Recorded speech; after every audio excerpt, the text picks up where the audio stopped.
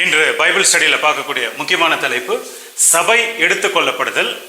அது சம்பந்தமாக யூபிலி ஆண்டு இதை குறித்து நம்ம பார்க்குறோம்.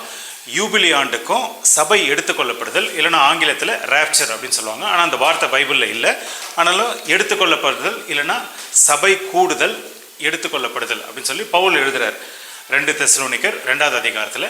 ஸோ அந்த எடுத்துக்கொள்ளப்படுதலுக்கும் யூபிலி ஆண்டுக்கும் என்ன சம்பந்தம் அப்படின்னு சொல்லி, இந்த யூபிலி ஆண்டுக்கும் எடுத்துக்கொள்ளப்படுதலுக்கும் சம்மந்தம் இருக்குது அப்படின்றத நம்ம இன்றைக்கி பார்க்குறோம். ஸோ இந்த சம்மந்தம் இருக்குது அப்படின்னா என்ன அர்த்தம்னா, இந்த யூபிலி ஆண்டு வர யூபிலி ஆண்டு அதாவது வேத அடிப்படையில் வந்தால் சபை எடுத்துக்கொள்ளப்படுதல் நடக்கலாம் அப்படின்றத அந்த பைபிள் ஸ்டடி. ஸோ இந்த யூபிலி ஆண்டு ஒரு வருஷம் முழுவதாக 50வது வருஷம் முழுமையாக, அதுக்கு பேர் யூபிலி ஆண்டு. ஒரு 7 சொல்லிட்டு ஒரு 7 முறை 49 வருடம் முடிந்த பிறகு 50வது வருஷம் பேர் தான் யூபிலி ஆண்டு. இது ஆரம்பத்திலிருந்தே இருக்குது. ஸோ அந்த 50வது வருஷம் அப்படின்னு சொல்லி நம்ம சொல்லும்போது பார்த்தீங்கன்னா, உலகத்தினுடைய முதலாவது யூபிலி ஆண்டு 50 வருஷம், 2வது யூபிலி ஆண்டு 100 வருஷம், 3வது யூபிலி ஆண்டு 150 வருஷம், இப்படியே போகுது. இப்படி போகும்போது உலகத்தினுடைய முடிவு 120வது யூபிலி சைக்கிள் அப்படின்னு சொல்லும் போது 120 × 50, அதுக்கு பேர் 6000 வருஷம். 7000 வருஷனுடைய ஒரு 1000 வருஷ காலம் இது 1000 வருஷம் அரசாட்சிக்கு போயிடுது. ஸோ அதனால் பார்த்தீங்கன்னா 120 பாக்ஸஸ், 120 யூபிலி பாக்ஸஸ், இல்லைன்னா 120 யூபிலி ஆண்டுகள் அப்படின்னு என்ன அர்த்தம்னா 6000 வருஷம். 120 × 50 6000 வருஷம் வந்துடுது.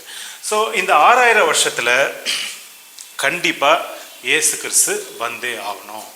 கண்டிப்பாக இயேசு கிறிஸ்து நம்மளை, அதாவது சபையோராகிய நாம, அதாவது மனவாட்டி சபையாக நம்ம எல்லோருமே யாரெல்லாம் கர்த்தருக்குள்ளே இருக்கிறாங்களோ அந்த நேரத்தில் எல்லோருமே பரலோகத்துக்கு இயேசு கிறிஸ்து எடுத்துக்கொள்ளப்படுவார். இது 6000 வருஷத்தில் கண்டிப்பாக இயேசு கிறிஸ்து அதாவது கிறிஸ்தவர்களை, கர்த்தருக்குள்ளே இருக்கிறவங்க, கரெக்டாக இருக்கிறவங்க, அந்த நாளில் ஜீவ புஸ்தகத்தில் எழுதப்பட்டிருக்கிறவங்க எல்லாருமே மரித்தவர்கள், இல்லைன்னா உயிரோடு இருக்கிற நாமும் அவரை எதிர்கொண்டு நம்ம போவோம் அப்படின்னு சொல்லி.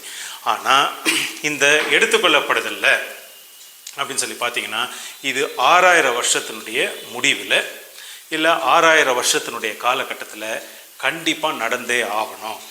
இதுதான் கிறிஸ்தவர்கள் நம்ம கிறிஸ்துவனுடைய வருகை குறித்தும் எடுத்துக்கொள்ளுதல் சம்மந்தமாக பார்த்தீங்கன்னா, இதுதான் இந்த விசுவாசத்தை தான் இயேசு கிறிஸ்துவ மேலே எல்லாரும் வச்சுருக்கிறாங்க. இப்போ நிறைய கிறிஸ்தவர்களை போய் கேட்குறீங்க, உங்களுக்கு என்னப்பா குறிக்கோள்னு. நாங்கள் பரலோகம் போகணும். உனக்கு என்ன குறிக்கோள்? நான் கிறிஸ்துவ போல் இருக்கணும். உனக்கு என்ன குறிக்கோள்? நான் கரெக்டாக சபைக்கு போகணும். உனக்கு என்ன நான் நல்ல வேதம் வாசிக்கணும் அப்படின்னு. ஆனால் பொதுவாக நீங்கள் பார்த்தீங்க அப்படின்னா, நிறைய நபர்களை நல்லா யோசித்து ஒரு முடிவு சொல்லுப்பா அப்படின்னா, நாங்கள் பரலோகம் போகணும். அப்போ பரலோகம் போனோன்னா கர்த்தர் நம்மளை எடுத்துக்கொள்ளணும். ஸோ எடுத்துக்கொள்ளப்படுதல் இல்லைன்னா ரேப்சர், இதுதான் பார்த்தீங்கன்னா எல்லோருக்குமே ஒரு யோசனையாக இருக்கும். ஸோ அப்போது கர்த்தருடைய வருகையில், இயேசு கிறிஸ்துவனுடைய வருகையில் நம்ம எடுத்துக்கொள்ளப்படணும்னா அது எந்த காலகட்டத்தில் நடக்கலாம். அதாவது நாள் நமக்கு தெரியாது, நாளிகை நமக்கு தெரியாது. அதாவது த டே, ஹவர்னாக்கா 1 மணியா 2 மணியா 3 மணியா தெரியாது. டே அப்படின்னா திங்கக்கிழமை வருவாரா, செவ்வாய்க்கிழமை வருவாரா, புதன்கிழமை வருவாரா, இல்லை வெள்ளிக்கிழமை நைட்டு வருவாரா, வேணாங்க வீக்கெண்டு வருவாரா, அப்படிலாம் நமக்கு தெரியாது. ஆனால் வரப்போகிற வருடத்தை தோராயமாக நம்ம ஒரு காமன் சென்ஸ், ஒரு பொதுவான ஒரு காமன் சென்ஸை நம்ம வச்சு நம்ம என்ன பண்ணலாம், கணக்கிடலாம். அப்போது இயேசு கிறிஸ்து வர்றதை நீங்கள் கணக்கிடுறீங்க அப்படின்னா உங்களுக்கு நாளிகை தெரியுமா? நாளிகை தெரியாது. ஆனால் அந்த வருடத்தில் வருகிற வாய்ப்பு இருக்குது. இப்போ பாருங்க, நிறைய பேர் நான் சின்ன வயசில் இருக்கும்போது சொல்லுவாங்க, இன்று இரவே நைட்டு கர்த்தர் வந்தால் என்னப்பா தம்பி நீ பண்ணுவேன் அப்படின்னு கேட்டிருக்காங்கண்ணா. உடனே நான் சின்ன வயசில் என்னப்பா தம்பி பண்ணுவேன், ஐயோ என்ன பண்ணுறது தெரியலிங்களே அப்படின்னு. ஸோ அப்போது இன்றைக்கி நைட்டு வந்தால் என்ன பண்ணுவேன் அப்படின்னு. ஸோ அப்புறம் நான் நைட்டு பார்த்தேன் நான் சின்ன வயசில், ஆனால் நைட்டு வரவே இல்லை. நாளைக்கு நைட்டு வந்தால் நீ என்ன பண்ணுவேன்? என்னங்க நைட்டுன்னு சொல்கிறீங்க, சரி பகலில் வந்தால் என்ன பண்ணுவேன் நீ அப்படிலாம் கேட்டிருக்காங்க. ஆனால் வரவே இல்லை அவர். அப்போ வரவே இல்லைங்களே அப்படின்னும் போதோ நாளடைவில் பார்த்தீங்கன்னா அந்த விசுவாசத்தினுடைய அந்த அளவு, கர்த்தர் வருவாரா அப்படின்ற அந்த விசுவாசத்தினுடைய அளவு குறைந்து கொண்டே போகுது. இப்போ இருக்கிற ஜென்ரேஷன் நீங்கள் யாராவது கேட்டிங்கன்னா அவங்கக்கிட்ட கொஞ்ச நேரம் இப்போ பேசும்போதே நமக்கே விசுவாசம் கம்மியாகிடும். பார்த்தீங்கன்னா வருகை வந்தால் வரட்டும், அவர் இயேசு கிறிஸ்து வருவார், நாங்கள்லாம் சர்ச்சுக்கெலாம் போகிறோம், ரெடியாகிறோம். அப்போ அந்த அந்த வருகைக்கு சம்மந்தப்பட்ட காரியங்களெல்லாம் நீங்கள் ரெடியாக ஆயத்தமாக இருக்கிறீங்களா? ஒரு ரயில்வே ஸ்டேஷன் போனால் ஆயத்தமாக இருக்கிறீங்க, ஏர்போர்ட் போகணுன்னா ஆயத்தப்படுறீங்க. அதுபோல் நீங்கள் ஆயத்தமாக இருக்கீங்களா? என்னங்க சும்மா ஆயத்தமாக இதே எவ்வளோ வருஷமாக சொல்லுப்பீங்க. நீங்கள் யாரும் எல்லாம் கரெக்டாக தான் இருக்கிறோம். நாங்கள் வந்தால் அவர் வரட்டும், நாங்கள் எதுவும் வர வேணான்னு சொல்ல, நாங்கள் ரெடியாக இருக்கிறோம், நாங்கள் போகிறோம். அப்படி இல்லை அந்த கணக்கு. அதனால் நம்ம ஒரு பக்கம் சில காரியங்களை நம்ம ரெடி பண்ணணும். ஆனால் எப்போ ரெடி பண்ண முடியும்? அந்த வருகையினுடைய அந்த தோராயமான ஒரு வருடத்தையோ ஒரு காலகட்டத்தையோ நம்ம தெரியும் பொழுதோ நம்ம ரெடி ஆகிறோம். எக்ஸாம் ஒரு ஏப்ரல் மாதம் அப்படின்னு வச்சுங்க. அப்போ தோராயமாக நீங்கள் என்ன பண்ணுறீங்க? ஒரு டிசம்பர், ஜனவரி, பிப்ரவரிலாம் கொஞ்சம் ரிவைஸ் எல்லாம் பண்ணி நம்ம ஏப்ரல் எக்ஸாமுக்கு ரெடி ஆகிறோம். எக்ஸாம் எப்போ அப்படின்னும் போது எக்ஸாம் நாளைக்கு அது திடீர்னு நாங்கள் சொல்லுவோம் அப்படின்னா யாரும் கொஞ்சம் ரெடி ஆகிறது கஷ்டம். ஸோ அதனால் நம்ம கர்த்தருடைய வருகை தோராயமாக நம்ம தெரிஞ்சிக்கும் போதோ, அதாவது எந்த வருடம் அப்படின்னு சொல்லி தெரிஞ்சுக்கும் போதோ நம்ம ரெடி ஆகலாம். அது எந்த வருடம் அப்படின்னா யூபிலி ஆண்டு, இல்லைன்னா யூபிலி ஆண்டுக்கு ஒரு வருடம் முன்பாக. யூபிலி ஆண்டு பொதுவாக ஓய்வு ஆண்டு அப்படின்னு சொல்லுவாங்க. அதாவது 7-7-7ன்னு சொல்லி அப்படியே போட்டு வந்தீங்கன்னா 49வது வருஷம் இஸ்ரேலில் வந்து பார்த்தீங்க அப்படின்னாக்கா ஓய்வு வருஷம். அதாவது 49வது செபாட்டிக்கல் இயர் அப்படின்னு சொல்லுவாங்க. அந்த 49வது வருஷம் ஓய்வு வருஷம். 50வது வருஷம் மறுபடியும் பார்த்தீங்கன்னா இன்னொரு முதல் 50வது வருஷம், அதுவும் ஓய்வு வருஷம். அதனால் பார்த்தீங்கன்னா இஸ்ரேலில் பார்த்தீங்கன்னா 49 ஓய்வு வருஷம், 50 ஓய்வு வருஷம். ஓய்வு வருஷம்னா என்ன அர்த்தம்னாக்கா, நிலத்தில் நீங்கள் பயிரிடாதீங்க. நீங்கள் என்னென்னலாம் உங்களுக்கு கிடைக்குதோ, என்னென்னலாம் உங்களுக்கு ஃப்ரூட்ஸு, வெஜிடபிள்ஸ் என்னெல்லாம் கிடைக்குதோ அதெல்லாம் நீங்கள் யூஸ் பண்ணிக்கலாம். ஆனால் நிலத்துக்குன்னு போயிட்டு நீங்கள் என்ன பண்ணக்கூடாதா, பயிரிடக்கூடாது அப்படின்னு சொல்லிட்டு இந்த பழைய ஏற்பாடு சட்டத்திட்டம். கர்த்தர் நேற்றும் இன்றும் என்றும் நாளையும் எப்பொழுதும் அப்படியே தான் இருப்பார். அவருடைய சட்டத்திட்டம் அப்படியே தான் இருக்கும். ஸோ அதனால் வந்து பார்த்தீங்கன்னாக்கா யூதர்களுக்கு உண்டான இந்த சட்டத்திட்டம், யூதர்கள் மெஸ்ஸியாவை எதிர்நோக்கி கொண்டிருக்கிறனால இந்த 49வது 50 அதில் வந்து நீங்கள் அப்படியே இருக்கணும், ஓய்வு, நிலத்துக்கு ஓய்வு. ஸோ இப்படி இருக்கும் பொழுதோ, ஆனால் இந்த யூபிலி ஆண்டில் என்ன காரியம் நடந்தது, யூபிலி ஆண்டு என்ன காரியம் நடந்தது அப்படின்னா, இயேசு கிறிஸ்துனுடைய முதலாம் வருகைக்கும் யூபிலிக்கும் என்ன சம்மந்தம் அப்படின்ற ஒரு செக்ஷனை நம்ம பார்ப்போம். இயேசு கிறிஸ்துனுடைய 2ஆம் வருகைக்கும் யூபிலி ஆண்டுக்கும் ஒரு சம்மந்தம் என்ன இருக்குது, எடுத்துக்கொள்ளப்படுதல் எப்படி சம்மந்தம் இருக்குது அப்படின்றத நம்ம பார்ப்போம். இது கொஞ்சம் ஒரு வேறு டைரக்ஷனில் இருக்கிறதுனால இது கொஞ்சம் முழுமையாக நீங்கள் பாருங்கள். இப்போ நம்ம அந்த யூபிலி ஆண்டுக்கு போகிறதுக்கு முன்னாடி நம்ம என்ன பண்ணுறோம், ஒரு கால அட்டவணையை நம்ம ஆரம்பிக்கிறோம். கால அட்டவணைனா டைம் லைன். என்ன டைம் லைன் அப்படின்னு பார்த்தீங்கன்னா, ஆதாம் ஏவாள் விழுந்தாங்க அந்த காலகட்டத்திலிருந்து அப்படியே பார்த்தீங்கன்னா நோவா, அதுக்கப்புறமா ஜலத்தினால் அந்த உலகம் முதலாம் தரம் அழிந்து, நோவா நிறைய வார்னிங்லாம் கொடுத்தவங்க ஜனங்க யாருமே ரட்சிக்கப்படலை. அதனால் பார்த்திங்கன்னா நோவா குடும்பம் மட்டும் ரட்சிக்கப்பட்டு, நோவா மூலமாக அதுக்கப்புறமா உலகத்தில் ஜனங்கள்லாம் அதுக்கப்புறம் வந்து அந்த நோவா காலகட்டத்துக்கு பிறகு பார்த்திங்கன்னா ஆபிரகாம் காலகட்டம். ஸோ ஆபிரகாம் அப்படின்றவரை கர்த்தர் வந்து தேர்ந்தெடுத்து அவரோட பேசி அவரோட உடன்படிக்கை பண்ணும்பொழுதோ தோராயமாக 2000 வருஷம் முடிவு வருது. ஸோ அதனால் பார்த்திங்கன்னா ஆடாம் ஏவாளுடைய பாவத்தில் விழுந்த அந்த காலகட்டத்தில் இருந்து ஆபிரகாம் வரை 2000 வருஷம். ஆபிரகாம்னுடைய காலகட்டத்தில் இருந்து அப்படியே நீங்கள் இயேசு கிறிஸ்துனுடைய காலகட்டத்துக்கு வரும்பொழுதோ, அதாவது புதிய ஏற்பாட்டினுடைய காலகட்டத்துக்கு வரும்போது 4000 வருஷம். இயேசு கிறிஸ்துனுடைய காலகட்டத்திலிருந்து இயேசு கிறிஸ்துனுடைய வருகை, சபை எடுத்துக்கொள்ளப்படுதல் அப்படின்ற காலகட்டத்துக்கு வரும்போது 6000 வருஷம். ஸோ அதனால் பார்த்தீங்கன்னா நம்ம தோராயமாக இந்த பக்கம் இருக்கிறோம். சரி, இப்போது இதில் பார்த்தீங்க அப்படின்னா நான் இப்போ தான் சொன்னேன், யூபிலி ஆண்டுக்கும் இயேசு கிறிஸ்துனுடைய வருகைக்கும் அப்படின்னு சொல்லி பார்ப்போம். இந்த யூபிலி ஆண்டு வந்து எதுவுமே மாற்ற முடியாது. இது கேலண்டர், இது காமன் சென்ஸ், இது பைபிளை நம்ம காட்ட முடியாது. ஆனால் இந்த யூபிலி ஆண்டினுடைய ஆண்டு என்னென்ன காரியம் நடந்தது அப்படின்றத பார்த்தீங்கன்னா, சில வருடத்துக்கு முன்பாக பார்த்தீங்கன்னா இந்த பாபிலோனுடைய புதைப்பொருள் ஆராய்ச்சியாளர்கள் எல்லாம் கீழே தோண்டிக்கிட்டு என்ன பண்ணாங்கன்னா, அவங்க என்ன பண்ணாங்க, அந்த புதைப்பொருள் ஆராய்ச்சியில் பார்த்தீங்கன்னா இந்தந்த காலகட்டத்தில் இந்த வருஷத்தில் இந்தந்த சம்பவங்கள் நடந்தது. யூதர் பாபிலோனில் தங்கும் பொழுதோ இந்தந்த சம்பவம் நடந்தது. பாபிலோனுடைய ராஜா படையெடுத்து அங்கே இருக்கிறவங்கள சிறைப்பிடித்து வந்தார், இந்த வருடத்தில் வந்தார். அதே நேரத்தில் பார்த்தீங்கன்னா இவ்வளவு யூத ஜனங்க இங்கே தங்கினாங்க. இந்த இவ்வளவு யூத ஜனங்க 70 வருஷம் கழித்து பாபிலோனை விட்டு இவங்க மூலமாக திரும்ப அவங்க ஜெருசலேமுக்கு போனாங்க. இந்த வருஷத்தில் இது போனாங்க அப்படின்னு சொல்லிட்டு வருஷத்தோட அவங்க என்ன பண்ணுறாங்கன்னா, கீழே புதைப்பொருள் ஆராய்ச்சியாளர் கல் மேலே கல்லில் செதுக்கியோ இது மாதிரி ஒரு மாதிரி பீஸாக அந்த கல் மாதிரி இருக்கு, அந்த கல்லில் செதுக்கி வருஷத்தோட அவங்க என்ன பண்ணியிருக்காங்க, அதெல்லாம் எழுதி வச்சுருக்காங்க. இந்த அடிப்படையில் பார்த்தீங்கன்னா அந்த வருஷம் நமக்கு கிடைச்சது எது, புதைப்பொருள் ஆராய்ச்சி. வருஷம் கிடைத்தது. அந்த வருஷத்தை வைத்து பைபிளில் எப்படி எழுதியிருக்கிறாங்க அப்படின்றத நம்ம கம்பேர் பண்ணி பார்க்குறோம். அதாவது உதாரணத்துக்கு புஸ்தகம் எஸ்ரா அதை வைத்தோ, நெஹேமியா அது போல் புஸ்தகத்தை வைத்தோ, இல்லை தீர்க்க தரிசன புஸ்தகம் அதாவது தானியல் இல்லைன்னா எசேக்கியல், மலாக்கி இது போல் புஸ்தகம்லாம் வைத்து பார்க்கும்போதும் கரெக்டாக அதெல்லாமே ஒத்து போகுது. ஸோ அதனால் வேத அடிப்படையில் எழுதப்பட்ட ஒரு வசனமும், அதாவது த ஸ்கிரிப்சர், வேதத்தில் எழுதப்பட்ட அந்த ஸ்கிரிப்சரும் புதை பொருளில் நமக்கு கிடைச்சது பாருங்கள். அந்த ஆதாரங்களும், அதுக்கு பேர் ஆங்கிலத்தில் வந்து ஹிஸ்டாரிக்கல் எவிடன்சஸ். அந்த ஹிஸ்டாரிக்கல் எவிடன்ஸும் வேதத்தில் எழுதப்பட்டிருக்கிறது ரெண்டும் சமமாக இருக்குது. ஆனால் வேத புஸ்தகத்தில் உதாரணத்துக்கு பாருங்கள், 586 பிசி இதுபடி நடந்தது அப்படி எழுதலை, 594 பிசி இந்த விஷயங்கள் நடந்தது அப்படின்னு வேத புஸ்தகத்தில் எழுதலை. ஆனால் இந்த காரியங்கள் வந்து புதை பொருள் ஆராய்ச்சியாளர்கள் தோண்டி இந்த வருஷத்தில் இது நடந்தது, இந்த ராஜா வாழ்ந்தார், இந்த ராஜானுடைய கீழே யூதர்களுக்கு இப்படி ஆயிடுச்சு அப்படின்னு சொல்லி இந்த காரியகட்டத்தில் இந்த காரியத்தில் நம்ம பார்க்கும்பொழுதோ பைபிள் வந்து இப்படி எழுதியிருக்கிறாங்க. ஆனால் இந்த இடத்துல நமக்கு ஒரு எவிடன்ஸ் கிடைக்குது. ஸோ பார்த்திங்கன்னா ரெண்டுமே சமமாக இருக்குது. ஸோ ஒரே ஒரு புஸ்தகம், அதாவது பரிசுத்த வேதாகமம் சொல்லியிருக்கிறபடி அப்படியே புதை பொருளில் கிடைக்குது, சொல்லியிருக்கிறபடி அப்படியே சயின்ஸும் சொல்லுது, சொல்லியிருக்கிறபடி பார்த்திங்கன்னா அப்படியே நம்ம ஹிஸ்ட்ரி அந்த டேட்டா அப்படியே இருக்குது. ஸோ அதனால் பார்த்திங்கன்னா பைபிள் வந்து அது வந்து தவறாக ஏதோ தூக்கத்தில் தெரியாமல் அப்படி ஏதோ ஒரு இதில் எழுதிட்டாங்க அப்படின்னு மட்டும் நினைக்கக்கூடாது, நினைக்கவும் நம்ம முடியாது. ஏன்னாக்கா இது போல் நமக்கு எவிடன்ஸ் கிடைக்கும் போதோ இது இப்படி தான் அப்படின்னு சொல்லி, உதாரணத்துக்கு பார்த்தீங்க அப்படின்னாக்கா யோவான் ஞானஸ்தானகர் வாழ்ந்த காலகட்டம், அந்த யோவான் ஞானஸ்தானகர் வாழும் போதோ யுதேயா இல்லைன்னா ஜெருசலேமில் யார் கவர்னராக இருந்தா அப்படின்றத நேமோடு இருக்குது. ஸோ அது பைபிள்லேயும் இருக்குது, எக்ஸ்ட்ரா பிப்ளிக்கல் எவிடன்ஸ் அதுலேயும் பார்த்தீங்கன்னா அந்த பேர் அங்கேயும் இருக்குது. ஸோ அதனால் அங்கேயும் சமமாக இருக்குது, பைபிள்லேயும் சமமாக இருக்குது. அதே நேரத்தில் பார்த்தீங்கன்னா இயேசு கிறிஸ்து வாழ்ந்த காலகட்டத்தில் எந்த ராஜா இருந்தார்? ஈரோது ராஜா. அப்போ ஈரோது ராஜானா எப்படி வந்தார், ஏன் வந்தார் எல்லாம். ஸோ இது போல் பார்த்தீங்கன்னா இது பைபிள் இல்லாமல் நமக்கு புதை பொருளில் கிடைக்கிது. நிறைய சுருள்கள் எழுதி வைத்ததில் டேட்டோடு எழுதி வச்சுருக்கிறாங்க. உதாரணத்துக்கு ஜோசெஃபஸ் அப்படின்றவர் வந்து என்ன பண்ணாருன்னா, அவர் அந்த டேட்டெல்லாம் போட்டு இந்த டேட்டில் இது நடந்ததுங்க, இந்த டேட்டில் அது நடந்தது.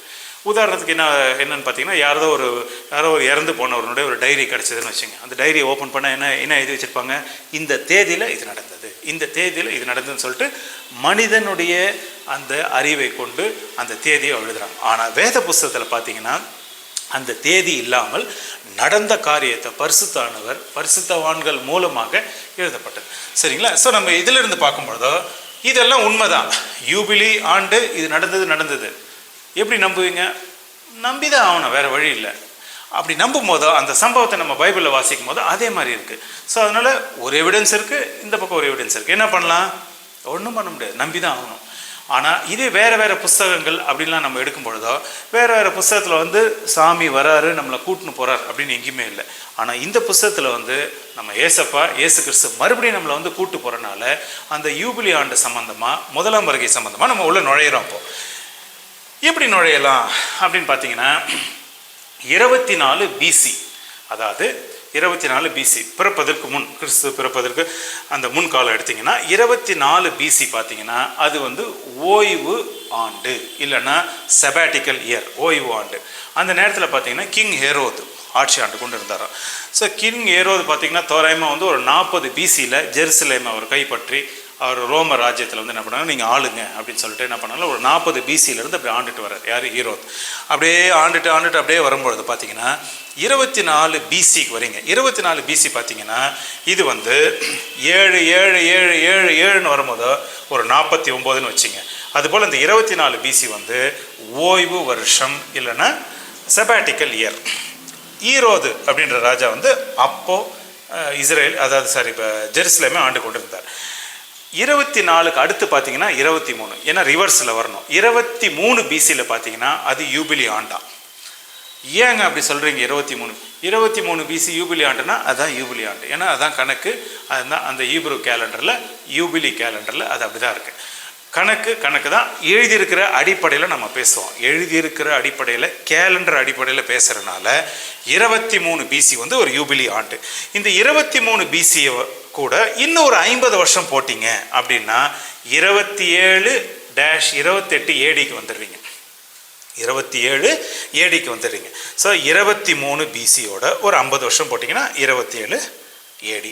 அப்போ 27 ஏடியை வந்து 50ஆல் வகுக்க முடியுமா அப்படின்னா வகுக்க முடியும்.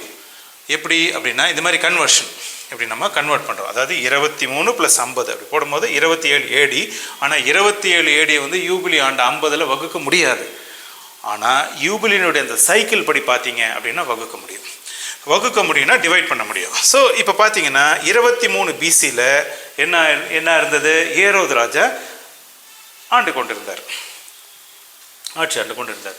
இப்படி இருக்கும்போது இது கூட ஒரு 50 வருஷத்தை சேர்க்குறீங்களே, ஏங்க அந்த மாதிரி சேர்க்குறீங்க, ஏன் சேர்க்குறீங்க அப்படின்னு கேட்பாங்க.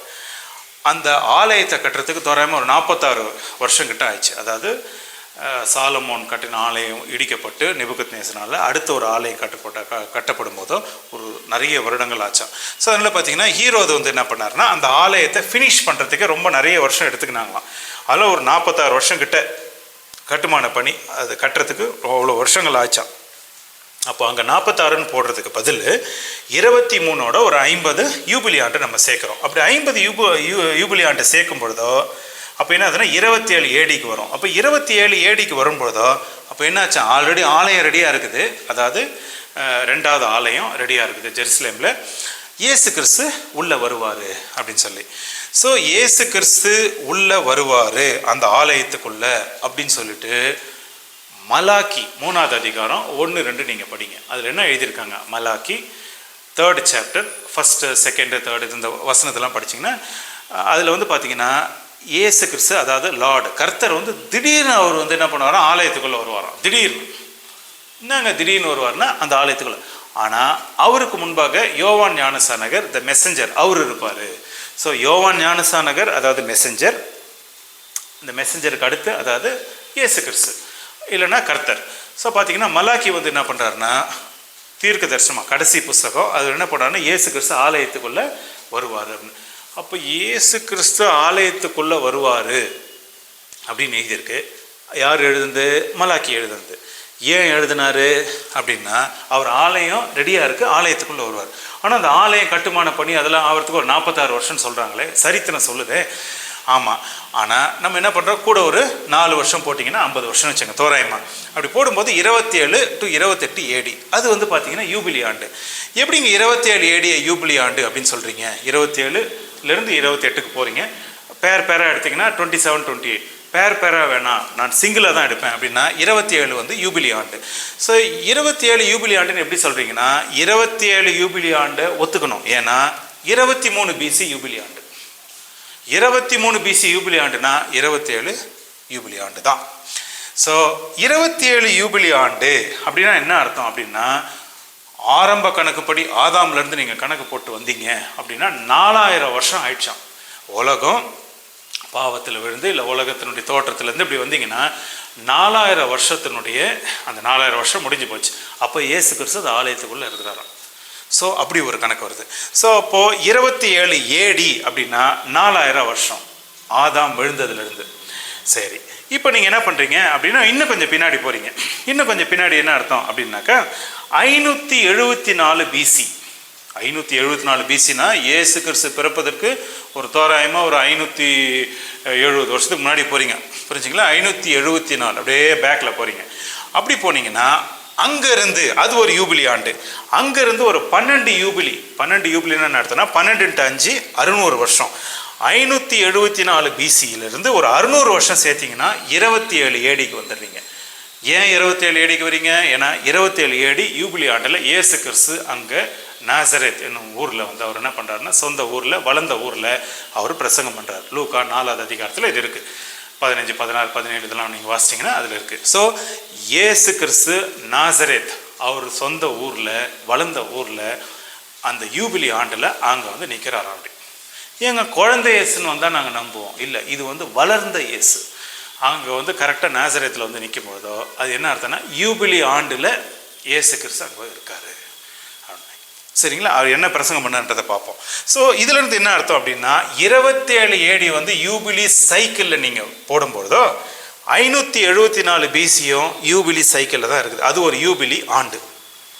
அப்போ 574 வருஷம் யூபிலி ஆண்டை ஒரு 600ஓட சேர்க்கும் பொழுதோ, அதாவது இது வந்து மைனஸ் பண்ணணும், ஏன்னா ரிவர்ஸில் வரனால மைனஸ் பண்ணுறீங்க. இப்படி மைனஸ் பண்ணும்போதோ இது வந்து 27 ஏடிக்கு வந்துடுது. ஸோ அதனால் பார்த்தீங்கன்னா ஒரு யூபிலி ஆண்டிலும், அதாவது ஒரு 50வது வருஷத்துலேயும் ஒரு பெரிய விஷயம் ஜெருசலேம்லேயோ அல்லது இஸ்ரேல் தேசத்துலேயோ அல்லது ஒரு முக்கியமான ஒரு விஷயம் நடக்குது அப்படின்றத நம்ம தெரிஞ்சுக்கணும். அப்போ இயேசு கிறிஸ்து நாசரேத்தில் வந்து பிரசங்கம் பண்ணுறாரு. என்ன பிரசங்கம் பண்ணுறாரு அப்படின்னா, யூபிலி ஆண்டில் நான் என்ன செய்வேன் அப்படின்னு சொல்லி. யூபிலி ஆண்டை குறித்து அப்படின்னு பார்த்தீங்கன்னா, இது வந்து நீங்கள் பழைய ஏற்பாடு நீங்கள் எடுத்தீங்க அப்படின்னா, பழைய ஏற்பாட்டில் அதாவது லேவியராகமம் 25வது அதிகாரத்தில் பார்த்தீங்க அப்படின்னா, அந்த யூபிலி ஆண்டை குறித்து 9, 10, 11, 12 இது எல்லாமே வந்து எழுதப்பட்டிருக்கு அந்த யூபிலியை குறித்து. அதாவது 49 வருஷம் கழித்து 50வது வருஷத்தில் யூபிலி ஆண்டு. அந்த 49 ஓய்வு வருஷம், 50வது வருஷத்தில் நீங்கள் யூபிலி ஆண்டுன்னு நீங்கள் சொல்லுங்கள் அப்படின்னு சொல்லி. அந்த யூபிலி ஆண்டுக்கு என்ன பண்ணுறாங்க அப்படின்னா, ஒரு 2 டெக்னிக்கல் வேர்டு யூஸ் பண்ணுறாங்க. ஒரு டெக்னிக்கல் வேர்டு என்ன அப்படின்னா, உங்களுக்கு லிபர்ட்டி, புரிஞ்சுங்களா, உங்களுக்கு விடுதலை, லிபர்ட்டி. அதாவது என்ன அர்த்தம்னா, அந்த யூபிலி ஆண்டில் வந்து உங்கள் தாத்தா பாட்டி இது நிலம் யாராவது அடகு வச்சோ ஏதோ யார் கைக்கோ போயிட்டு இருந்தது அப்படின்னா, அந்த உங்கள் தாத்தா பாட்டி இல்லைன்னா அப்பா அம்மா நிலம், உங்கள் அப்பானுடைய நிலம் உங்களுக்கு வாபஸ் வந்துடும், திரும்ப வந்துடும். ஸோ யூபிலி ஆண்டில் நீங்கள் இழந்ததை பெற்றுக்கொள்வீங்க. இல்லை இழக்கவே இல்லைன்னா அதை வச்சுட்டு நீங்கள் இருக்கிறீங்க. ஆனால் இழந்து போனதை எங்கே ஒரு இடத்துல கஷ்டத்துக்கு ஏதோ ஒரு நிலத்தை அடமான வச்சிங்க, இல்லை யாருக்கும் நீங்கள் கொடுத்தீங்க, அந்த இடம் எல்லாமே உங்களுக்கு திரும்ப வாபஸ் வந்துடும். இதுதான் வந்து யூபிலி ஆண்டு. ஸோ விடுதலையின் ஆண்டு இல்லைன்னா இது ஒரு டேர்ம். இன்னொன்று யூபிலி ஆண்டுக்கு இன்னொன்று பார்த்தீங்க அப்படின்னா, கர்த்தருடைய அனுகிரக வருஷம் அப்படின்னா ஃபேவரபிள் இயர், கர்த்தருடைய அனுகிரக வருஷம். ஸோ கர்த்தருடைய அனுகிரக வருஷம்னா இந்த வருஷத்தில் தான்ப்பா நான் இதை பண்ணுவேன் அப்படின்னு சொல்லி. ஸோ இது பார்த்தீங்கன்னா லேவியராகமம் 25, 9, 10, 11 இதை நீங்கள் வாசிங்க. ஸோ அதனால் பார்த்தீங்கன்னா 49 வருஷம், 48 வருஷம் நீங்கள் வந்து என்ன பண்ணீங்க, நிலத்தில் நீங்கள் விழுந்தீங்க. 49வது வருஷம் ஓய்வு, மறுபடியும் 50வது வருஷம் ஓய்வு. ஸோ இந்த 2 வருஷம் அந்த இடத்துல ஓய்வு நிலத்துக்கு. ஸோ அப்படி இருக்கும் பொழுதோ அந்த ஓய்வு வருஷத்தில் வந்து என்ன பண்ணுறாருன்னா, கர்த்தர் நாசரேத்துக்கு வர்றார். நாசரேத்துக்கு எப்படிங்க வந்தார் கர்த்தர் அப்படின்னு சொல்லி பார்த்தீங்கன்னா, 26 AD, அதாவது செபாட்டிக்கல் இயர், 26 AD செபாட்டிக்கல் இயர் இல்லைன்னா ஓய்வு வருஷத்தில் அவர் என்ன பண்ணுறாருன்னா, அவருக்கு 30 வயசு ஆன பின்னாடி அவர் போயிட்டு யோவான் ஞானஸ்நானகர்கிட்ட போயிட்டு ஞானஸ்தானத்துக்கு நிற்கிறார். இதெல்லாம் நீங்கள் செய்யணும், இது முறைப்படி எனக்கு செய்யணும். ஆனால் யோவான் ஞானஸ்நானகர் நீங்கள் பாவமே பண்ணலையே, பாவமே அறியாதவராச்சே, பாவமே என்னென்னு பாவத்தை நீங்கள் அறிக்கை பண்ணுவீங்க, ஆனாலும் நீங்கள் எனக்கு வந்து நீங்கள் ஞானஸ்தானம் கொடுக்கணும், இதெல்லாம் வந்து நியதி அப்படின்னு சொல்லி யோவான் ஞானஸ்நானகர்கிட்ட இயேசு கிறிஸ்து ஞானஸ்தானத்தை பெற்றுக்கொள்கிறார். எப்போ? 26 AD. 26 AD அப்படியே நெக்ஸ்ட் புது வருஷம் வருது. புது வருஷம் வரும்போது பார்த்தீங்கன்னா அது வந்து யூபிலி ஆண்டு. அப்போ 26 AD வந்து என்ன அர்த்தம்? ஓய்வு வருஷம், அதாவது செபாட்டிக்கல் இயர், அதாவது 49வது வருஷம். மறுபடியும் 50வது வருஷம் ஓய்வு வருஷம். அந்த ஓய்வு வருஷத்துக்கு பேர் என்ன அர்த்தம்? 27 AD. 27 ADனா அது யூபிலி ஆண்டு. ஸோ யூபிலி ஆண்டுக்கு முன்னாடி ஓய்வு வருஷம், ஓய்வு வருஷத்துக்கு அடுத்து யூபிலி ஆண்டு. ஸோ அந்த 26, 27 ஞானஸ்தானத்தை முடித்து கொண்டு அதுக்கப்புறமா 40 நாள் இரவும் பகலும் முதல்ல யாரை ஜெயிக்கணும்? பிசாசெல்லாம் ஜெயிச்சு அதுக்கப்புறமா இறங்கி வந்து அப்புறமா சீஷர்களெல்லாம் அவர் தேர்ந்தெடுத்து அதுக்கப்புறமா இப்போ கானா ஒரு கல்யாணம்லாம் முடிஞ்சு அதுக்கப்புறமா சமாரியன்ற தேசத்துக்கு போய் சமாரிய ஸ்திரியோடலாம் எல்லாம் நடந்தது இல்லைங்களா, அந்த டிஸ்கஷன் எல்லாம். அதுக்கப்புறமா சமாரியாவில் நிறைய பேர் ரட்சிக்கப்பட்டு அதுக்கப்புறமா மொல்லமாக அவர் என்ன பண்ணுறாரு, கலீலியாவுக்கு வந்து கலீலியாவிலேருந்து அதுக்கப்புறமா அவர் நாசரேத் என்னும் அந்த ஊருக்கு அவர் வர்றதுக்கு 26 ADலேருந்து 27 ஆகிடுது. அந்த 27 ADயில் அவர் என்ன பண்ணுறாருன்னா, அது பார்த்திங்கன்னா அன்றைக்கி வந்து ஓய்வு நாள் அப்படின்னு சொல்லி எழுதியிருக்கிறாங்க. லூக்கா 4வது அதிகாரத்தில் ஓய்வு நாள். ஓய்வு நாள்னால் சபட், அதாவது சபத்து நாள். அது அந்த சபத்து நாள் அன்று, அதாவது வெள்ளிக்கிழமை சாயங்காலம் இல்லைன்னா அவர் சனிக்கிழமை என்ன பண்ணுறாருன்னா அந்த ஆலயத்துக்குள்ளே போகிறார். ஆலயத்துக்குள்ளே போகும்போதோ இது வரையிலும், அதாவது 26லேருந்து 26 ஒரு வருஷமாக அவர் வந்து நான் தான் மெஸ்ஸியான்னு சொல்லிட்டு வெளியே ஓப்பன் டிக்ளரேஷன் எங்கேயுமே அவர் பண்ணலை. ஸோ இயேசு கிறிஸ்து இது வரலும் ஓப்பன் டிக்ளரேஷன் நான் தான் மெஸ்ஸியா இங்கே வந்திருக்கிறேன் அப்படின்னு சொல்லி டிக்ளேர் பண்ணல. ஆனால் 27 AD உள்ள யூபிலி ஆண்டு, அதில் முதல் வருஷப்பிறப்புனா புது வருஷம், அதாவது அந்த வருஷம் முதல் மாதம் அந்த வருஷப்பிறப்பு அப்படின்னும் போதோ அது வந்து 7ஆம் மாதம் அப்படின்னு சொல்லுவாங்க. அதாவது ஹீப்ரு கேலண்டர் படி பார்த்தீங்கன்னா 7ஆம் மாதம் அதான் அவங்களுக்கு வந்து வருஷப்பிறப்பு. ஸோ அந்த வருஷப்பிறப்புகளை உள்ள நுழையிறார். எங்கே? நாசரேத். அந்த நாசரேத்தில் வந்து பார்த்திங்கன்னா அன்றைக்கி வந்து ஓய்வு நாள். அந்த ஓய்வு நாளில் அவர் உள்ளே நுழைஞ்சு அப்போ போகும்போது அவருக்கு ஒரு சுருளை கொடுக்குறாங்க. இந்தாங்க, இது வந்து யூபிலி ஆண்டாக இருக்கிறனால யூபிலி ஆண்டு சம்பந்தமாக தான் வாசிக்கணும். யூபிலி ஆண்டு சம்பந்தமான என்ன வாசிப்பீங்க? லேவியராகமம் 25. அடுத்து யூபிலி ஆண்டு சம்பந்தமாக ஐசாயா 61 அந்த அதிகாரம், இல்லைனா ஐசாயனுடைய கீழ்ப்பகுதி. சரிங்களா? அடுத்து பார்த்தீங்க அப்படின்னா இதெல்லாம் தான் யூபிலி ஆண்டு சம்மந்தமாக நீங்கள் சொல்லுவீங்க. இல்லைனா ஐசாயா 58 சொல்கிறாங்க சில பேர். அதுபோல் ஸோ எங்கெங்கெல்லாம் உங்களுக்கு நிலம் வாபஸ் கிடைக்குது, எங்கெங்கெல்லாம் நீங்கள் திரும்ப நீங்கள் இழந்ததை நீங்கள் பெற்றுக்கொள்கிறீங்க, கர்த்தருடைய அனுகிரக வருஷம் அப்படின்னு சொல்லி. ஸோ இந்த யூபிலி ஆண்டு பழைய ஏற்பாட்டில் பார்த்தீங்கன்னா எஸ்தர் வாழ்ந்த நாட்களில் எஸ்தர் அவருடைய வந்து என்ன பண்ணுறாங்க, அந்த பர்ஷியா தேசத்தினுடைய ராஜாவை திருமணம் செய்துக்கிறாங்க. அதே நேரத்தில் பார்த்தீங்கன்னா எஸ்தர் மூலமாக ஒரு பெரிய யூத கோட்டமே சேவ் ஆகுது. அந்த 574 வந்து 74 பிசி வந்து அது ஒரு யூபிலி ஆண்டு. ஒரு முழு யூத ஜனங்களே என்ன ஆச்சான், எல்லாரையும் சாவடிக்கணும்னு சொல்லி தீர்மானித்த அந்த இதில் இருந்து எஸ்தர் அம்மா காப்பாற்றி விடுறாங்க. ஸோ அதனால் பார்த்தீங்கன்னா அந்த 574 பிசி ஒரு நமக்கு அந்த யூபிலி வருஷத்தில் ஒரு குலமே தப்பிச்சுது, யூத குலமே தப்பிச்சுது. ஒருவேளை எல்லாரையும் அன்னைக்கு அந்த ராஜா கீழே எல்லாரையும் சாவடிச்சிருந்தாங்கன்னா என்ன ஆயிருக்கும், இயேசு கிறிஸ்து வந்திருக்க முடியாது. ஸோ அதனால் பார்த்தீங்கன்னா 574 பிசி ஒரு பெரிய லேண்ட்மார்க். அது அந்த வருஷம் எப்படிங்க, அது லேண்ட்மார்க், அந்த வருஷம் இப்படி தான் அப்படின்னு சொல்லி அவங்களே என்ன பண்ணுறாங்க, ஜோசப் சுருளில் நிறைய இடங்களில் பைபிள் தவிர பார்த்தீங்கன்னா அந்த வருஷத்தை குறிப்பிட்டு அந்த யூத ஜனங்கள்லாம் காப்பாற்றப்பட்டாங்க அப்படின்னு சொல்லிட்டு. ஸோ அதுலேருந்து நம்ம அப்படியே தாண்டி தாண்டி தாண்டி தாண்டி வரும்போதோ 27 AD வந்து இயேசு கிறிஸ்து வந்து நிற்கிறார். அங்கே இயேசு கிறிஸ்து வந்து நின்ன உடனே அவர் என்ன பண்ணுறாருன்னா ஐசாயா 61வது அதிகாரத்தை வாசிக்கிறார். இவ்வளோ நேரம் நீங்கள் மெசேஜ் கொடுத்தீங்க, இன்னும் பைபிள் வசனத்தையே வாசிக்கலை. இப்போ நம்ம வாசிப்போம்.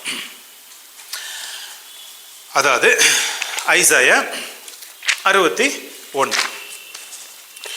இந்த ஐசாயா 61 அப்படின்னு சொல்லி பார்க்கும்போதும் இதில் வந்து கர்த்தர் வந்து அந்த சுருளை வந்து அந்த ஆலயத்தில் அவருக்கு என்ன பண்ணுறாங்க, கொடுக்குறாங்க. கொடுத்த உடனே அவர் என்ன பண்ணுறாரு, டைரெக்டாக அதை ஓப்பன் பண்ணுறார். ஓப்பன் பண்ணி நேரடியாக அவர் வர்றார்.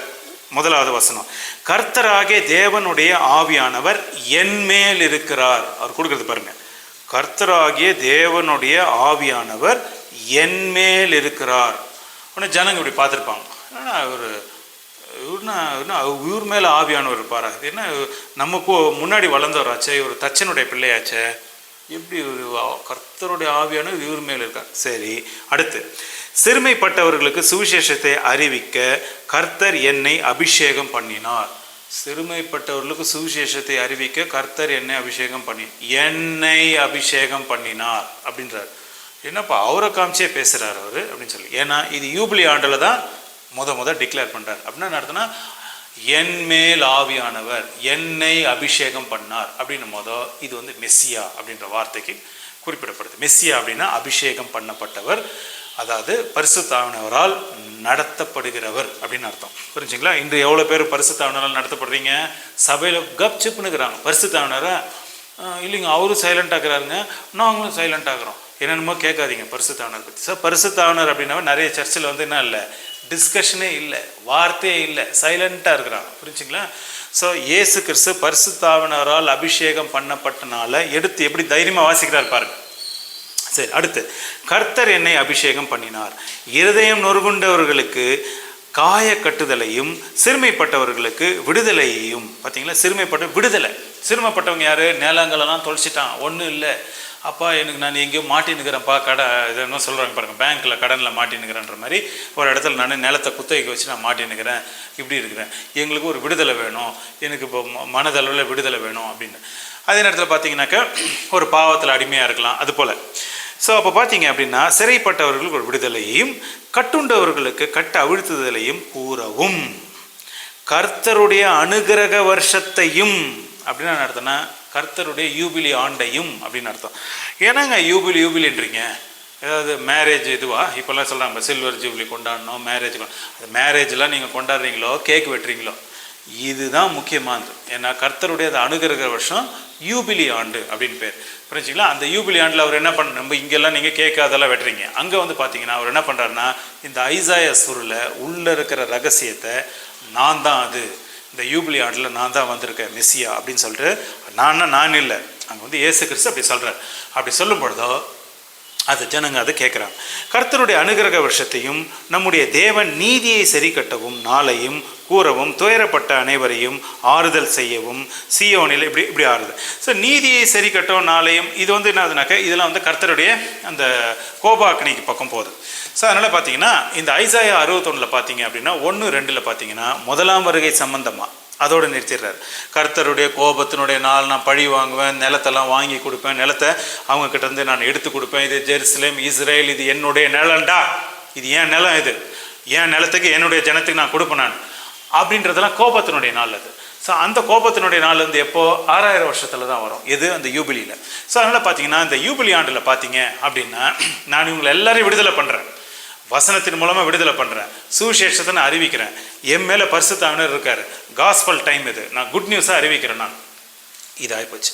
ஆனால் நிலத்தை நான் பிடுங்குவேன், என்னுடைய நிலம், என்னுடைய நிலத்தை எல்லாரும் பங்கு போட்டுக்கினாங்க, என்னுடைய நிலம் என்னுடைய ஜனத்துக்கு நான் கொடுப்பேன் அப்படின்னு சொல்கிறது தான். அது என்ன அர்த்தம்? அதுதான் வந்து 2வது யூபிலி. ஸோ அதனால் பார்த்தீங்கன்னா அதாவது இப்போ வருகிற யூபிலி, அதாவது 6000 வருஷத்தினுடைய யூபிலி. ஏங்க 6000 வருஷத்தில் வந்து நிலத்தை அவர் கொடுப்பாரு அப்படின்னு ஏன் சொல்கிறீங்கன்னா 6000 வருஷத்தில் அவருடைய வருகை. ஸோ அவருடைய வருகையில் என்ன ஆகுது, அங்கே வந்து நிற்கும் பொழுது என்ன ஆகுது, அப்படி வந்து நிற்கும் பொழுது ஜெருசலேம் வந்து நிற்கும் போது உடனே யுத்தம்.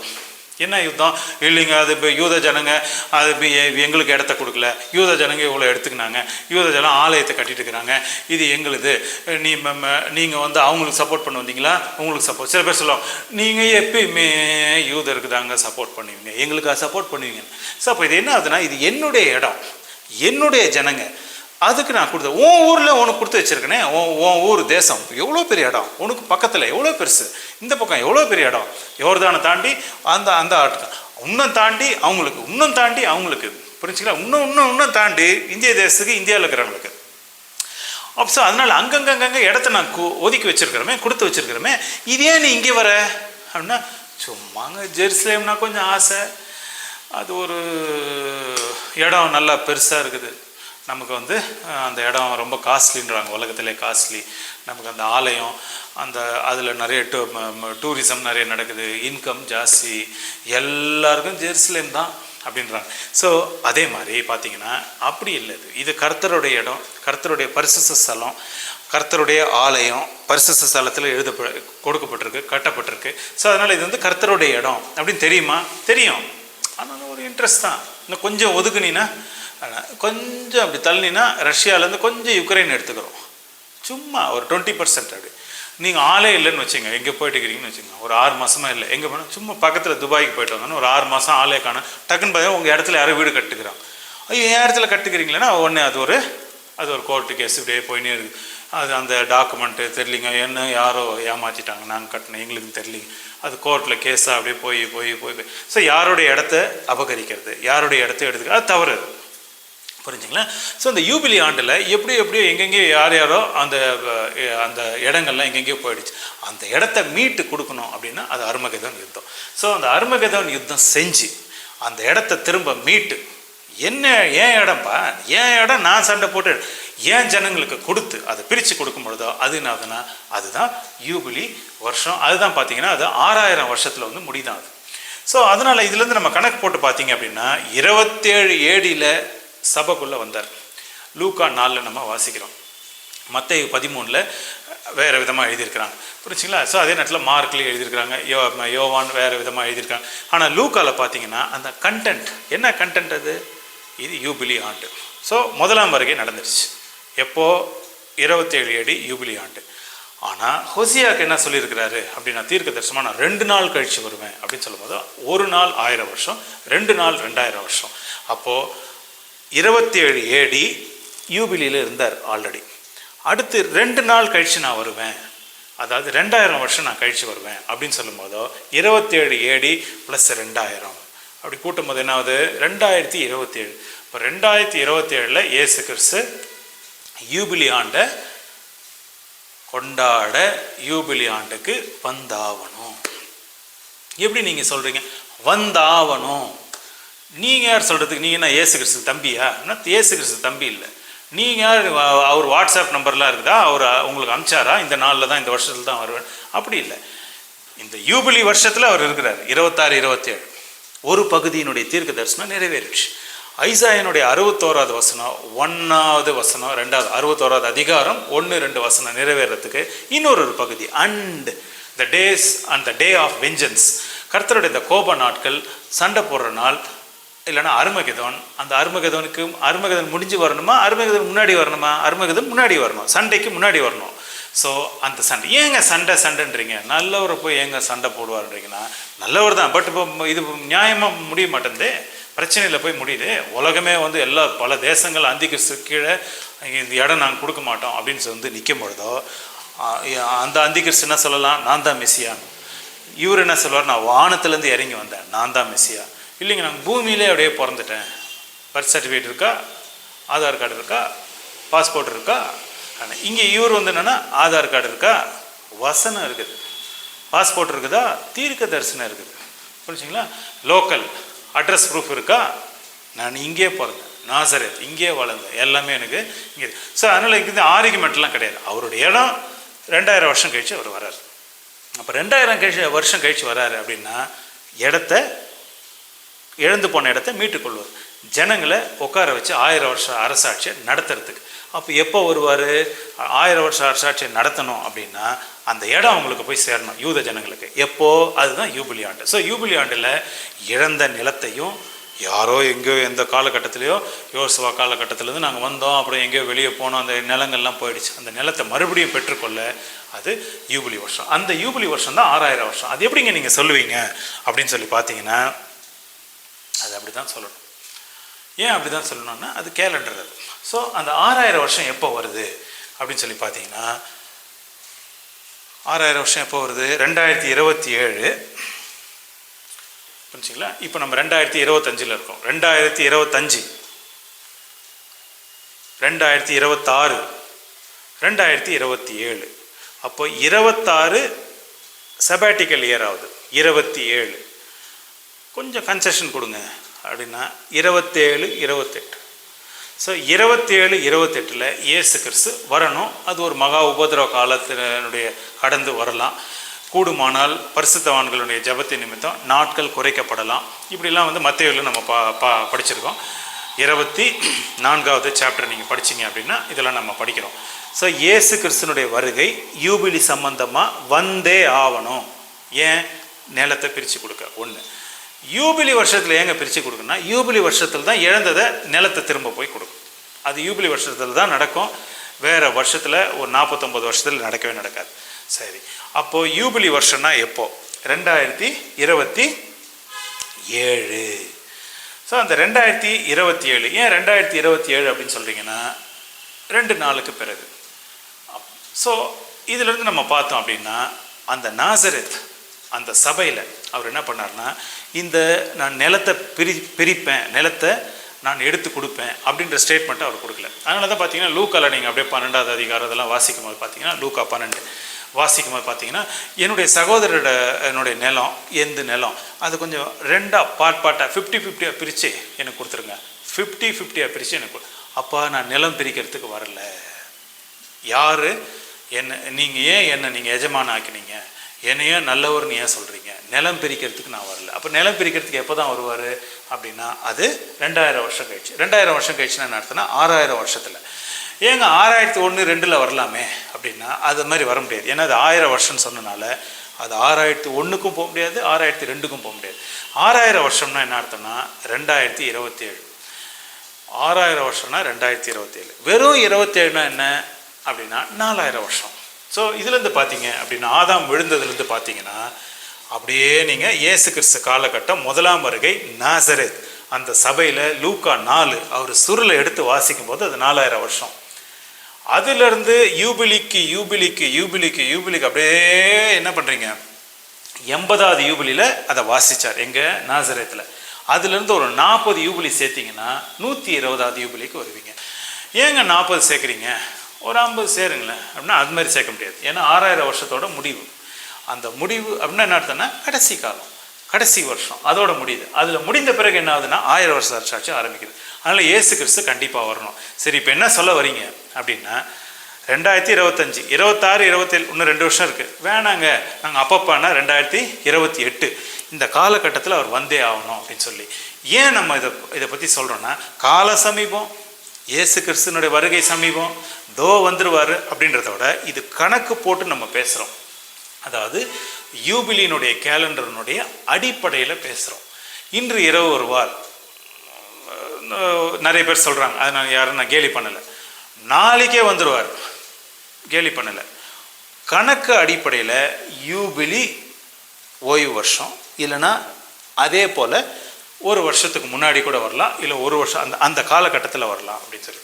ஸோ இதிலிருந்து என்ன தெரியுது அப்படின்னா, இயேசு கிறிஸ்துனுடைய வருகை எப்போ நடக்கும் அப்படின்னு சொல்லி பவுல் என்ன சொல்கிறாருன்னா, 2 தெசலோனிக்கர் 2வது அதிகாரம் 1, 2, 3, 4 4 வசனம் வாசிங்க. அதில் என்ன இருக்குது அப்படின்னா, அந்த புரிஞ்சுங்களா, யார்? அந்தி கிறிஸ்து, அதாவது கேட்டின் மகன். அதாவது சட்டமே அவன் ஃபாலோ பண்ண மாட்டான், சட்டத்தை எல்லாம் மாற்றுவான். மோசேனுடைய சட்டத்திட்டம், பைபிளினுடைய சட்டத்திட்டம் எல்லாம் மாற்றுவான், கிறிஸ்தவர்களுக்கு விரோதமாக வருவான் எல்லாம். அந்த கேட்டின் மகன் கட்டப்பட்டிருக்கிற அந்த ஆலயம், இல்லைன்னா வரப்போகிற அந்த ஆலயத்தில் அவன் உட்காந்து நான் தான் தேவன், நான் தான் கர்த்தர் அப்படின்னு சொல்லி அவன் உட்காருவான். அதை பார்த்துட்டு சில ஜனங்க அவன் பண்ணுற அந்த அற்புதங்கள் அதெல்லாம் பார்த்து சில பேர் நம்பலாம், சில பேர் நம்ப மாட்டாங்க, புத்தி உள்ளவங்க நம்ப மாட்டாங்க. ஸோ ஆலயம் வரணும், அந்தி கிறிஸ்து உள்ளே வந்து உட்காரணும், இதெல்லாம் வந்து சீக்கிரமாக நடந்துடும். இந்த ஆலயம் வருவதற்கும் ஆலய கட்டுமான பணிக்கும் கவர்மெண்ட் ரொம்ப ட்ரை பண்ணிகிட்டு இருக்காங்க. இப்போது இஸ்ரேலில் எனி டைம் ஆலயம் கட்ட ஆரம்பிச்சிருவாங்க. கட்ட ஆரம்பிச்சோம்னா மடமடன்னு அந்த மூலக்கல்லை வச்சாங்கன்னா மடமடன்னு உடனே என்ன ஆரம்பிக்குது, அந்த பலிகள் அது இதெல்லாம் ஆரம்பிக்கும். ஸோ அந்த காலகட்டத்தில் உடனடியாக அவன் அந்த பிசாசு வந்து, அதாவது அந்த அந்தி கிறிஸ்து வந்து உள்ளே வந்து உட்காருவான். ஸோ இது வந்து என்னென்னா கண்கூடா இப்படி ஒன்று. இன்னொன்று பார்த்தீங்கன்னா, வருஷ அடிப்படையில் நீ பேசு. வருஷ அடிப்படையில் பேசும்போது 27, 28 யூபிலி வருஷம். ஏன்னா 2 பேராக எடுத்தோம்னா 27, 28 இது கூட ஒரு 2 வருஷம் இல்லைன்னா 2 நாள் கழிச்சு, அதாவது பேதுரு எழுதுகிற 2 பேரில் படிச்சிங்கன்னா கர்த்தருக்கு 1000 வருஷம் ஒரு நாள் போலவும், ஒரு நாள் 1000 வருஷம் போலவும். ஸோ 2 நாள்னா 2000 வருஷம். இது கூட 2000 வருஷம் போடும்போதோ 2027, 28க்கு நம்ம வந்துடுறோம். ஸோ அதனால இப்படி இருக்குது. ஸோ இங்கே நடுவில் அந்த ஆலயம் இந்த பக்கம், அதாவது வர இன்னும் சில மாதத்தில் அந்த ஆலயம் அங்கே வந்துடுச்சு, எங்கே ஜெருசலேமில் வந்து ஆகணும். அந்த ஆலயம் வந்த பின்னாடி என்ன ஆகுதுனாக்கா, அந்த ஆலயம் கட்டுமான பண்ணி எல்லாம் ஆகிட்டு பலிகள்லாம் போயிட்டே இருக்கும்போது திடீர்னு பலி நிறுத்தப்படும். ஸோ அந்த பலி நிறுத்தப்பட்டு அதுக்கப்புறமா அவன் ஏதோ பண்ணி, யார் அந்தி கிறிஸ்து ஏதோ செய்து, அதுக்கப்புறமா சபை வந்து கழுவப்படும், சபை கழுவப்படும். இதை வந்து தானியேல் 8ல் என்ன எழுதுகிறாங்கன்னா, 2300 ராப்பகல் அப்படின்னு என்ன அர்த்தம்னா 1150 நாள் அப்படின்னு அர்த்தம். 2300 ராப்பகல். தானியேல் 8, 14, 15, 16 இதெல்லாம் படிச்சிங்கன்னா அந்த 2300 ராப்பகல்னால் என்ன அர்த்தம்னா டிவைடட் பை 2 ராப்பகல். அதை டிவைட் பண்ணி போட்டிங்கன்னா என்னன்னா 1150, அதாவது 1150 நாள் கழித்து சபை மறுபடியும் சுத்திகரிக்கப்படும். ஸோ இது ஒரு பக்கம் தனியாக ஒரு தீர்க்க தரிசனம் போகுது. 3.5 வருஷம் ஒரு தீர்க்க தரிசனம் போகுது. 42 ஒரு தீர்க்க தரிசனம் போகுது. ஸோ எல்லாமே ஒரு பக்கம் போகுது. புரிஞ்சுங்களா? ஒரு பக்கம் என்ன பண்ணுறாங்க 3.5 வருஷன்றாங்க, ஒரு பக்கம் பார்த்தீங்கன்னா 1260 அப்படின்றாங்க, ஒரு பக்கம் பார்த்தீங்கன்னா 1150 நாட்கள் அப்படின்றாங்க, இன்னொரு இடத்துல பார்த்தீங்கன்னா 2300 ராப்பகல் அப்படின்றாங்க. ஸோ அதனால் பார்த்தீங்கன்னா வெவ்வேறு. இன்னொன்று பார்த்தீங்கன்னா 1330. அதே மாதிரி பார்த்தீங்கன்னா ஒரு தீர்க்க தரிசனம் ஒரு பக்கம் ஒரு ஆங்கிளில் ஒரு புடியிலேருந்து இப்படி போகுது. இங்கேருந்து மெஷர்மெண்ட் எடுத்திங்கன்னா ஓகே, இல்லைங்க இங்கேருந்து நான் இங்கே எடுப்பேன், இது ஒரு மெஷர்மெண்ட்டு, இங்கேருந்து இப்படி கூட ஒரு மெஷர்மெண்ட். அதனால் பார்த்தீங்கன்னா அந்த தீர்க்க தரிசனம் பார்த்தீங்கன்னா பல ஆங்கிளில் பல தரப்பட்ட நாட்களினுடைய அடிப்படையில் ஒரு மெஷர்மெண்ட் அப்படி போயிட்டுருக்கு. ஸோ இதில் பார்த்தீங்க அப்படின்னா யூபிலி சம்பந்தமா அப்படின்னு சொல்லி அந்த கோணத்தில் பார்த்தோம்னா 27 AD வந்து இஸ் அ லேண்ட்மார்க். அது ஒரு முக்கியமான ஒரு நம்பர், லேண்ட்மார்க். அதில் வந்து இயேசு கிறிஸ்து வந்தார். 26 AD வந்து செபாட்டிக்கல் இயர், அதில் வந்து அவர் ஞானஸ்தானத்தை எடுத்தார். 27 சபைக்குள்ளே வந்தார். 28, 29, 30 AD அவர் என்ன பண்ணார்னா மரித்தார், சிலுவையில் மரித்தார். அதாவது 14ஆம் தேதி புதன்கிழமை அவர் மரித்தார் அப்படின்னு சொல்லி. ஏங்க 14ஆம் தேதி புதன்கிழமை மரித்தார் அப்படின்னா, அந்த 30வது AD புதன்கிழமை அப்படின்னா நான் பஸ்காவானேன். அதாவது இயேசு கிறிஸ்து வந்து ஒரு ஆட்டுக்குட்டி ஆனாராம், பஸ்காவானாராம். ஸோ அந்த பஸ்காவன்று தான் அவர் மரித்தாராம். அப்போ பஸ்கா அன்று அந்த பஸ்கா பண்டிகை எப்போ அப்படின்னா புதன்கிழமை. அந்த வருஷத்தில் புதன்கிழமை ஆச்சான். ஸோ அதனால் புதன் ஈவினிங்லேருந்து பார்த்தீங்கன்னா வியாழன், வெள்ளி, சனி, அதுக்கப்புறம் அவர் உயிர்த்தெழுந்தார். அப்போ ஞாயிற்றுக்கிழமை தானே அங்கே உயிர்த்தெழுந்தார். கேலண்டர் படி பார்த்தீங்கன்னா அப்படியே மாற்றிட்டேப்பா பிளேட்டை அப்படின்னு நினைக்காதீங்க. ஞாயிற்றுக்கிழமை அவங்க போனாங்க. யார்? அந்த ஸ்திரீகள்லாம் போகும்போதோ அவர் ஏற்கனவே உயிர்த்தெழுந்துட்டார். அப்போது 3 நாள் பார்த்தீங்கன்னா 72 மணி நேரம் அவர் என்ன பண்ணார்னா, இல்லை 72 மணி நேரம் கழித்து அவர் என்ன பண்ணார், மறுபடியும் வந்து உயிர்த்தெழுந்த சரீரத்தோடு அவர் என்ன பண்ணுறாரு, வர்றார். ஸோ இதில் பார்த்தீங்க அப்படின்னா அவர் பிதாவினிடத்துலலாம் போயிட்டுலாம் வர்றார், அது வேறு விஷயம். ஆனால் 3 நாள் கழித்து உயிர்த்தெழுந்தார். அப்போது புதன், அதாவது நிசான், அதாவது பஸ்கா, அந்த நம்ம இதில் கேலண்டரில் பார்த்தீங்கன்னா ஏப்ரல் 5 அப்படின்றாங்க. ஸோ அந்த புதன்கிழமை அப்படின்னு சொல்லி பார்த்தீங்கன்னா அந்த 30 ஏடியில் தான் விழுதுங்க. அது 31 ஏடிலையும் விழல, 32லையும் விழல, 33லையும் விழல. அதனால் பார்த்தீங்கன்னா 30 ஏடியில் அவர் மரித்திருக்கிறதுக்கு தான் வாய்ப்பு அதிகம். 26, 27, 28, 29, 30. ஸோ அந்த 30ல் அவர் என்ன பண்ணுறாரு, மரித்தார் அப்படின்னு சொல்லி இதுலேருந்து கணக்கு போட்டு பார்த்தோம்னா ஒரு 3.5 வருஷம் வருது. 31ல் மரித்திருக்கலாமே, 32ல் மரித்திருக்கலாமே, 33 கூட நிறைய பேர் சொல்கிறாங்களே. அப்போ 33னா அதுலேருந்து ஒரு 2000 வருஷம் போடலாமே அப்படின்னு சொல்லி போடலாம். ஆனால் அந்த 31, 32 இதில் வந்து அந்த புதன்கிழமை விழ மாட்டேங்குது. ஸோ என்ன பார்த்தீங்கன்னா, ஏங்க புதன்கிழமை விழனா, புதன்கிழமை தான் பஸ்கா தான் பாஸ் ஓவர், நமக்காக அவர் பாஸ் ஓவர் லேம்ப் ஆனார். ஸோ அதனால் பார்த்தீங்கன்னா லேம்ப் ஆஃப் காட். அதனால தான் பார்த்தீங்கன்னா தேவ ஆட்டுக்குட்டி ஆனவர் அப்படின்னு சொல்லிட்டு யோவான் ஞானஸ்நானகரே சொல்கிறார். ஸோ அதனால் பார்த்தீங்கன்னா அந்த புதன்கிழமை மரித்ததுனால சனிக்கிழமை முடிவு அவர் உயிர்த்தெழும்போதோ ஞாயிற்றுக்கிழமை உடனே ஞாயிற்றுக்கிழமைக்கு வந்துடுது. ஏன்னா சனிக்கிழமை வந்து அது சபத்து நாளாக இருக்கிறனால யாரும் கர்த்தருடைய இடத்துக்கு போக முடியல. அதனால் வந்து விடிகாலையில் ஞாயிற்றுக்கிழமை அவங்க போகும்போதோ, அந்த ஸ்திரீகள் போகும்போதோ ஏற்கனவே அவர் உயிர் தெரிந்து விட்டார் அப்படின்னு சொல்லி அங்கே இருக்கிற 2 தூதரில் ஒரு தூதர் சொல்கிறார் இந்த இன்ஃபர்மேஷனை. ஸோ அதுலேருந்து நம்ம பார்க்கும்போது என்ன தெரியுது அப்படின்னா, அப்பாயிண்டட் டைம்ஸ், கொடுக்கப்பட்ட நேரம், செய்ய போகிற காரியம், தீர்க்க தரிசனம் நிறைவேற போகிற வருஷம், காலம், நேரம் எல்லாம் எழுதப்பட்டிருக்கு. இதை நம்ம என்ன பண்ணாலும் மாற்ற முடியாது. யூபிலி ஆண்டு இது இப்படி தான். எக்ஸாம் ஏப்ரல்னா ஏப்ரல் தான், இந்த வருஷம்னா இந்த வருஷம் தான். அதே மாதிரி யூபிலி ஆண்டுனா யூபிலி. ஸோ வரப்போகிற யூபிலி ஆண்டு செப்டம்பர் எண்டு அக்டோபர் வரனால அதனால் என்ன பண்ணுறாங்கன்னா 2025 செப்டம்பர் அக்டோபர் கர்த்தர் வந்துட்டா, ஆனால் செப்டம்பரில் வந்துட்டா அப்படின்றாங்க. 2026 வந்துட்டா, September end October, 2027 September October. So அதனால் பார்த்தீங்கன்னா வந்துட்டான்றதோட நீ ரெடி ஆகு, உன் குடும்பத்தை ரெடி பண்ணு, உன் பிள்ளைங்களை ரெடி பண்ணு, நீ ரெடி ஆகு. புரிஞ்சுங்களா? என்னங்க ரெடி ஆகுறது அப்படின்னா உங்களுக்கு அது தெரியாது, ரெடி ஆகுறது எல்லாமே தெரியும். எங்கே நம்ம அதிகமான சொத்து வச்சுருக்கிறோம், என்ன பண்ணணும். ஏன்னா பணக்காரன் பரலோக ராஜ்யம் போகிறது கஷ்டம், பாவி பரலோக ராஜ்யம் போகிறது கஷ்டம், அது தெரியும் எல்லாருக்கும், பாவி தெரியும். அப்போ பணக்காரன் பரலோக ராஜ்யம் போகிறது கஷ்டம், பணக்காரன் பரலோக ராஜ்யம் போகிறது கஷ்டம். ஆனால் நாங்கள் கர்த்தர் பேரில் தாங்க எழுதியிருக்கிறோம், ஒரு சொத்தும் கர்த்தர் பேரில் தான் வச்சுருக்கிறோம். இல்லை, புரிஞ்சுங்களா? அந்த சொத்து வந்து எந்த இல்லை, அது சும்மா அப்படி வந்தது, அப்படி அவங்களும் கஷ்டம். ஸோ பணக்காரங்க யோசிங்க, புரிஞ்சுங்களா? இதை பற்றி நிறைய எழுதியிருக்கிறாங்க. மத்தேயு 6, மத்தேயு 7 இதெல்லாம் நீங்கள் படிக்கும்போது நிறைய ஆனால் பணக்காரன் டார்கெட் பண்ணி பேசலை. அதிகமான சர்க்கரை குறைச்சிருப்பா அப்படின்றாங்க எங்கள் கிளினிக்கில். அதிகமான பிபி தயவுசெய்து குறைச்சிரு, அதிகமான சொத்து தயவுசெய்து குறைக்காத, ஏற்று. புரிஞ்சுங்களா? சொத்தை ஏற்றுறவன், சொத்தை அதிகமாக பேசுகிறவன், வெறும் சொத்தை பற்றியே பேசுகிறவன், பணத்தை பற்றியே பேசுகிறவன், நிமிஷம் பணத்தை பற்றியே யோசிக்கிறவன் எப்படி போக முடியும்? அந்த 2வது எஜமான் பிடிச்சி இழுக்கிறான். 2வது எஜமான் பிடிச்சி இழுக்கும்போது 1வது எஜமான் வந்துட்டார், மேகத்தில் வந்து நிற்கிறார்.